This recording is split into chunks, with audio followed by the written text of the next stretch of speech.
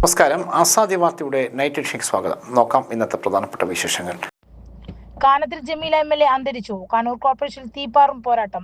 12 ഇടങ്ങളിൽ ശക്തമായ ത്രികോണ മത്സരം. രാഹുൽ വിഷയം വീണ്ടും ഉയർത്തിക്കൊണ്ടുവന്നത് CPM കെണി. കോൺഗ്രസ് അതിൽ വീഴില്ല. VD സതീശൻ. നിരവധി കന്നുകാലികളെ കൊന്ന കടുവ വനം വകുപ്പിന്റെ കൂട്ടിൽ കുടുങ്ങി. കാസർഗോഡ് ശബരിമല തീർത്ഥാടകരുടെ ബസ് മറിഞ്ഞു. ഒരാൾ മരിച്ചു. നിരവധി പേർക്ക് പരിക്ക്. ജമാഅത്ത് ഇസ്ലാമി ഭീകര സംഘടന വിമർശിച്ചാൽ സഖാവാക്കുന്നു. എന്നാലും പറയാൻ ഭയമില്ല. ഉമ്മർ ഫൈസി മുക്കം. വിശദമായ വാർത്തകളിലേക്ക് പോകാം. കൊയിലാണ്ടി MLAയും CPM കോഴിക്കോട് ജില്ലാ കമ്മിറ്റി അംഗവുമായ കാനത്തിൽ ജമീല 60 അന്തരിച്ചു. ജനാധിപത്യ മഹിളാ അസോസിയേഷൻ സംസ്ഥാന വൈസ് പ്രസിഡന്റാണ്. അർബുദബാധിതയായി വീട്ടിൽ വിശ്രമത്തിൽ കഴിയുകയായിരുന്ന ജമീലയെ ശനിയാഴ്ചയാണ് കോഴിക്കോട്ടെ സ്വകാര്യ ആശുപത്രിയിൽ പ്രവേശിപ്പിച്ചത്. തീവ്ര പരിചരണ വിഭാഗത്തിൽ ചികിത്സയിലായിരുന്ന ജമീല 9 മാസത്തോളമായി ചെന്നൈയിലും കോഴിക്കോട്ടെ സ്വകാര്യ ആശുപത്രികളിലും ചികിത്സയിലായിരുന്നു. രാത്രി 8:40ഓടെയായിരുന്നു അന്ത്യം. ചൊവ്വാഴ്ച വൈകിട്ട് 6-ന് അത്തോളി കുനിയിൽ ജുമാ മസ്ജിദിലാണ് സംസ്കാരം. ചൊവ്വ രാവിലെ വരെ കോഴിക്കോട് മൈത്രി ഹോസ്പിറ്റലിൽ സൂക്ഷിക്കുന്ന മൃതദേഹം അവിടെ നിന്നും നേതാക്കൾ ഏറ്റുവാങ്ങും. തുടർന്ന് CPM കോഴിക്കോട് ജില്ലാ കമ്മിറ്റി ഓഫീസായ CH കണാരൻ സ്മാരക മന്ദിരത്തിൽ പൊതുദർശനം. അതിനുശേഷം കൊയിലാണ്ടി ടൗൺ ഹാളിലും ഉച്ചയ്ക്ക് ശേഷം തലക്കുളത്തൂരിലും പൊതുദർശനമുണ്ടാകും. തുടർന്ന് തലക്കുളത്തൂരിലെ വീട്ടിലേക്ക് കൊണ്ടുപോകും.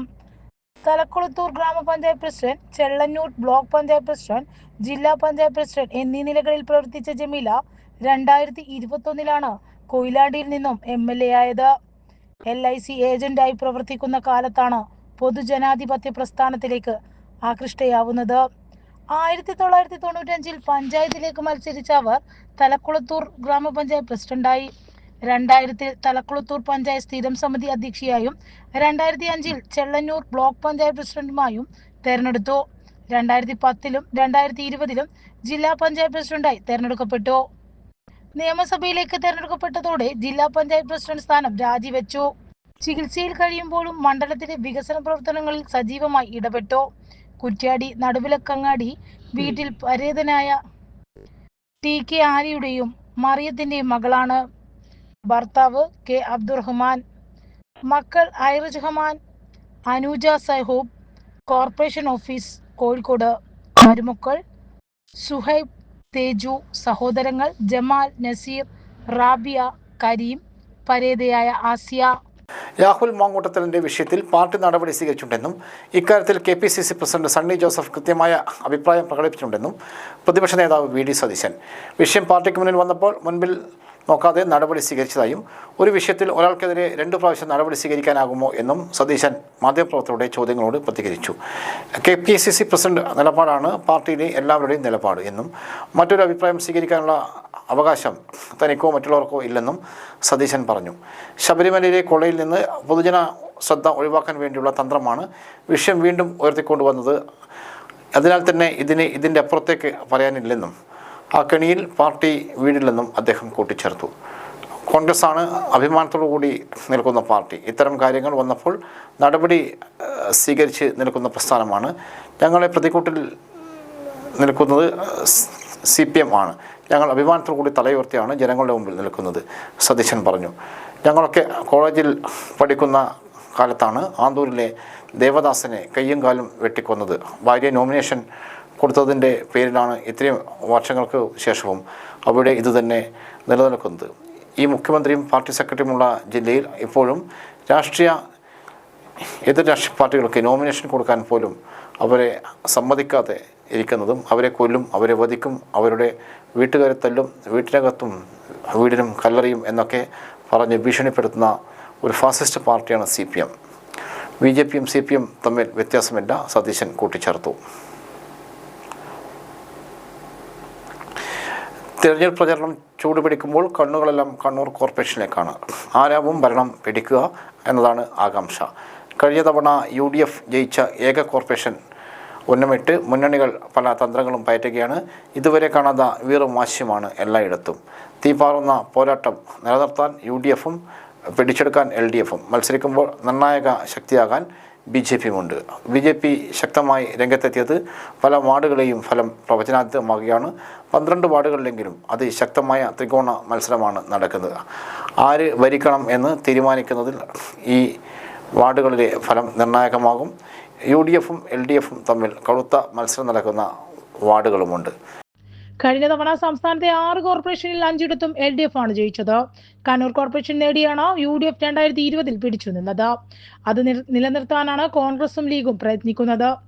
കോർപ്പറേഷൻ തിരിച്ചു പിടിക്കുക എന്നത് അഭിമാന പ്രശ്നമായാണ് CPM നേതൃത്വം കാണുന്നത്.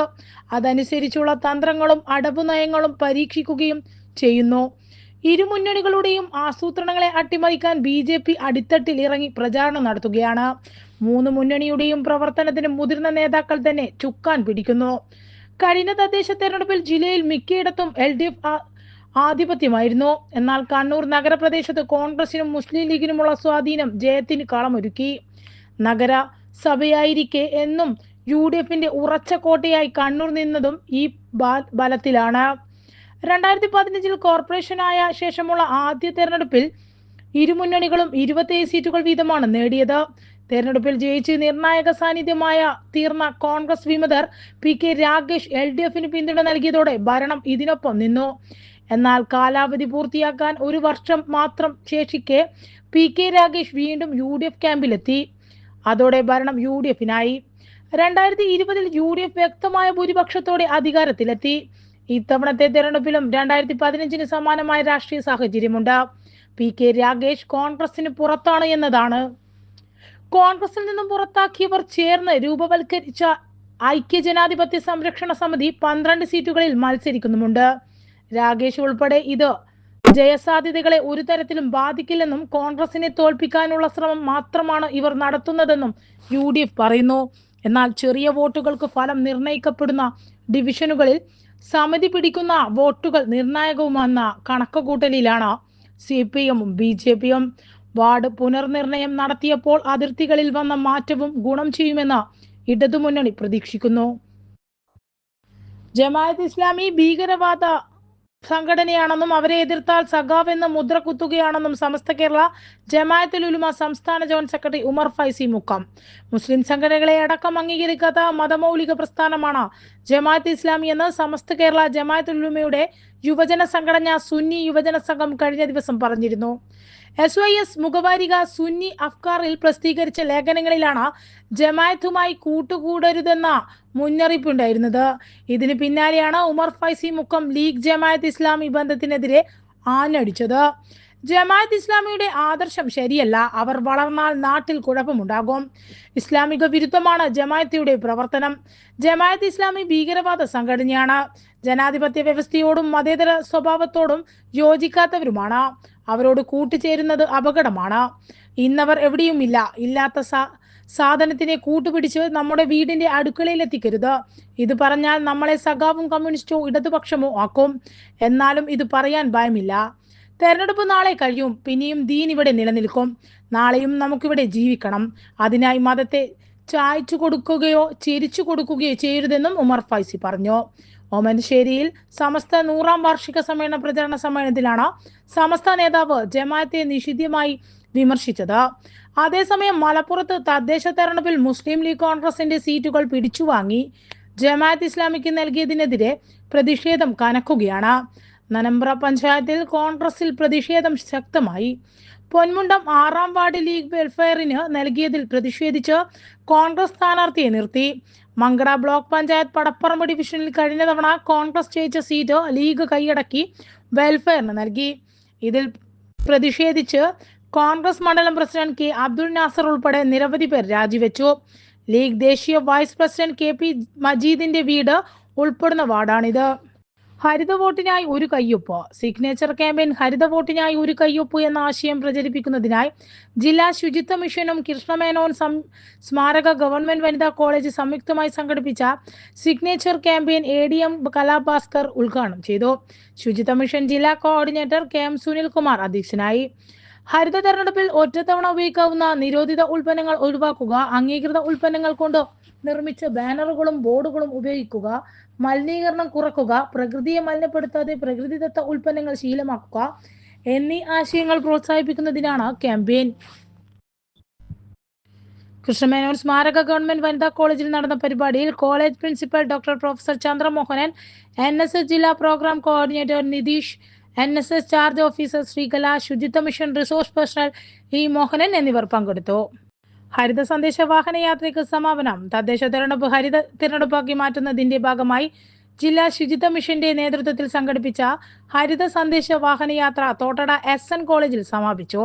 College principal doctor KP Prashanth ഉദ്ഘാടനം ചെയ്തു. ഡോക്ടർ MP മനോജ് അധ്യക്ഷനായി. തുടർന്ന് ഹരിത സന്ദേശങ്ങൾ ഉൾപ്പെടുത്തിയ മ്യൂസിക്കൽ മാജിക് ഷോ അരങ്ങേറി. നവംബർ 20-ന് പയ്യന്നൂർ കോളേജിൽ നിന്നും ആരംഭിച്ച ഹരിത സന്ദേശ യാത്രയും മ്യൂസിക്കൽ മാജിക് ഷോയും ജില്ലയിലെ വിവിധ പഞ്ചായത്തുകൾ, മുനിസിപ്പാലിറ്റികൾ എന്നിവിടങ്ങളിൽ പര്യടനം നടത്തിയിരുന്നു. NSS പ്രോഗ്രാം ഓഫീസർമാരായ doctor MP Jeeshna, R Nithinya, ശുചിത്വ മിഷൻ ജില്ലാ resource personal Mohanan, magician Rajeev, Memunda എന്നിവർ സംസാരിച്ചു. Red ribbon campaign. December 1 AIDS ദിനാചരണത്തിന്റെ ഭാഗമായി ജീവന സംസ്കൃതിയുടെ ആഭിമുഖ്യത്തിൽ റെഡ് റിബൺ ക്യാമ്പയിൻ ജവഹർ സ്റ്റേഡിയത്തിൽ സൂപ്പർ ലീഗ് ഫുട്ബോൾ വേദിയിൽ collector Arun K. Vijayan IAS ഉദ്ഘാടനം ചെയ്തു. സംസ്ഥാന എയ്ഡ്സ് കൺട്രോൾ സൊസൈറ്റി, ജില്ലാ എയ്ഡ്സ് TV കൺട്രോൾ ഓഫീസ്, ജില്ലാ ആരോഗ്യ വകുപ്പ്, ജില്ലാ യുവജനക്ഷേമ ബോർഡ്, കേരള സ്പോർട്ടിംഗ് ക്ലബ് എന്നിവയുടെ സഹകരണത്തോടെ നടന്ന പരിപാടിയിൽ Kannur warrior club chairman doctor MP Hasan കുനിക്ക് കളക്ടർ റിബൺ നൽകി. ലഘുലേഖ ടൂർണമെന്റ് കമ്മിറ്റി കൺവീനർ MK നാസറിനും കൈമാറി. പതാക PM സാജിദ് കളക്ടർക്ക് കൈമാറി. Assistant collector LD Mufasir IAS പങ്കെടുത്തു. എയ്ഡ്സ് ബോധവൽക്കരണത്തിന്റെ ഭാഗമായി വിവിധ പരിപാടികൾ തുടർ ദിവസങ്ങളിൽ നടക്കും. പട്ടാനൂർ KPCC ഹയർ സെക്കൻഡറി സ്കൂളിൽ നടന്ന വിജയോത്സവം കണ്ണൂർ SIയും സിനി ആർട്ടിസ്റ്റുമായ ശിവദാസ് ഉദ്ഘാടനം ചെയ്തു. ജില്ലാ കലോത്സവ കായിക ശാസ്ത്ര പ്രവൃത്തി പരിചയമേള പ്രതിഭകൾക്കുള്ള സ്നേഹാദരം ചടങ്ങിൽ നൽകി. PTA പ്രസിഡന്റ് PV ആനന്ദബാബു അധ്യക്ഷനായി. Principal V Bindu, head mistress OV Vijayalakshmi, staff സെക്രട്ടറിമാരായ K രാജീവ്, ദിലീപ് കുയിലൂർ എന്നിവർ സംസാരിച്ചു. ഇരുചക്രവാഹന യാത്രക്കാരുടെ ഇന്ധന നഷ്ടവും സാമ്പത്തിക നഷ്ടവും പഠിച്ച് റിപ്പോർട്ട് തയ്യാറാക്കി മധ്യപ്രദേശിലെ ഭോപ്പാലിൽ നടന്ന 52ാമത് ദേശീയ ശാസ്ത്രമേളയിൽ കേരളത്തെ പ്രതിനിധീകരിച്ച് പങ്കെടുത്തു. ദേശീയ തലത്തിൽ അംഗീകാരം കരസ്ഥമാക്കിയ വിദ്യാർത്ഥികളായ K Karthik, C Muhammad, Rihan, project guide CK Preetha എന്നിവരെ ചടങ്ങിൽ പുരസ്കാരം നൽകി ആദരിച്ചു. വേങ്ങാട് വെച്ച് നടന്ന മട്ടന്നൂർ സബ് ജില്ലാ കലോത്സവത്തിൽ ഹൈസ്കൂൾ വിഭാഗം ഓവറോൾ ചാമ്പ്യൻഷിപ്പും സംസ്കൃതം ചാമ്പ്യൻഷിപ്പും പട്ടാനൂർ KPCC ഹയർ സെക്കൻഡറി സ്കൂളിലായിരുന്നു. ഗൈഡ് പുറത്തിറക്കി. തദ്ദേശ സ്വയംഭരണ തെരഞ്ഞെടുപ്പിന് മുന്നോടിയായി ഇൻഫർമേഷൻ പബ്ലിക് റിലേഷൻ വകുപ്പ്, കണ്ണൂർ ജില്ലാ ഇൻഫർമേഷൻ ഓഫീസ്, ജില്ലാ തെരഞ്ഞെടുപ്പ് വിഭാഗം, ലീപ് കേരള എന്നിവ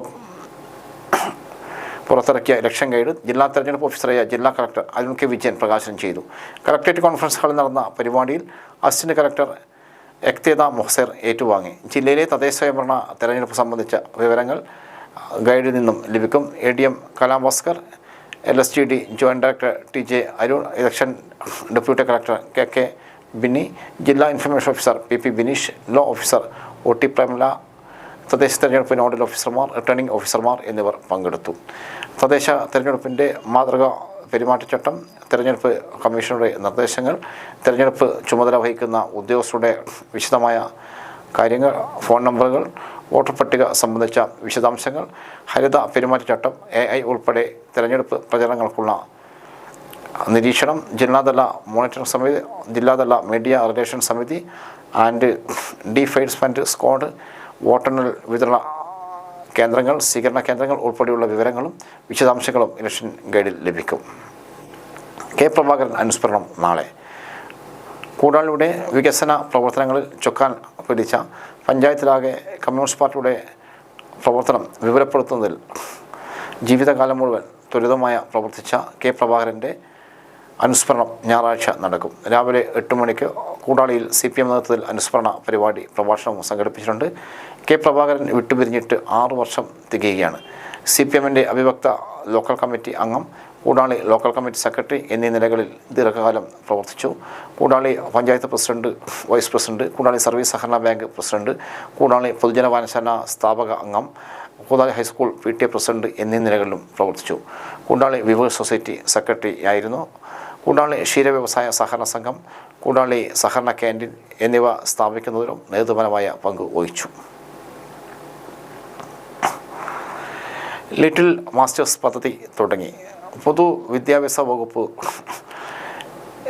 LSS സ്കോളർഷിപ്പ് നേടിയ വിദ്യാർത്ഥികളിൽ ഉയർന്ന മാർക്ക് വാങ്ങിയ കുട്ടികളെ ഉൾപ്പെടുത്തി ആരംഭിച്ച ആദ്യ പദ്ധതിയാണ് ലിറ്റിൽ മാസ്റ്റേഴ്സ് പ്രോഗ്രാം തുടങ്ങി. കണ്ണൂർ സൗത്ത് വിയാസുടെയും കണ്ണൂർ നോർത്ത് വിയാസുടെയും നേതൃത്വത്തിൽ ചാല ഗവൺമെൻറ് ഹയർ സെക്കൻഡറി സ്കൂളിൽ പ്രധാന അധ്യാപിക കെ സുനിഷ ഉദ്ഘാടനം ചെയ്തു. ഡയറ്റ് ലെക്ചർ കെ വീന അധ്യക്ഷയായി. AO N Sujith, Rajesh Manikkoth, MC സൗഭാഗ്യം, C മുതൻ, K ഉണ്ണികൃഷ്ണൻ, ജിതിൻലാൽ എന്നിവർ സംസാരിച്ചു.